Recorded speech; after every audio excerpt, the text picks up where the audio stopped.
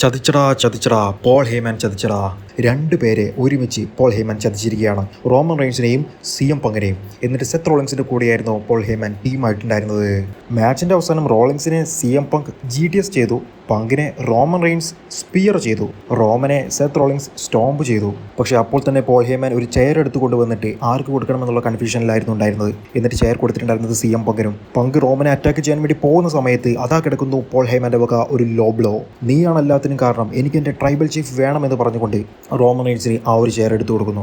Roman ആ chair ഉപയോഗിച്ച് CM പങ്കിനെ അറ്റാക്ക് ചെയ്ത് അടുത്തായിട്ട് സെത്ത് റോളിൻസിനെ അറ്റാക്ക് ചെയ്യാൻ വേണ്ടി വരുന്ന സമയത്ത് അതാ കിടക്കുന്നു അടുത്ത low blow to Roman Reigns. എന്നിട്ട് ചെയർ എടുത്ത് സെത്ത് റോളിൻസിന് കൊടുത്ത് റോമൻ റെയിൻസിനെ അറ്റാക്ക് ചെയ്യാൻ വേണ്ടി പറയുന്നു. ഒരു ചെയർ ഷോട്ട്, ഒരു സ്റ്റോംപ്, അതാ കിടക്കുന്നു pin. Seth Rollins is the winner. ഇതെല്ലാം കണ്ടുകൊണ്ട് കോർണറിൽ ഇരിക്കുന്ന പോൾ ഹേമാനെയും കാണിച്ചു. നമ്മൾ ആദ്യമേ പ്രഡിക്റ്റ് ചെയ്ത അതുപോലെ തന്നെയായിരുന്നു നടന്നിട്ടുണ്ടായിരുന്നത്. പോൾ ഹേമാൻ സെത്ത് റോളിൻസിന്റെ കൂടെ ചേർന്നിരിക്കുകയാണ്. ഇനി നാളെ ഇതിനേക്കാൾ കിടിലൻ മൊമെന്റുകൾ ഉണ്ടായിരിക്കും.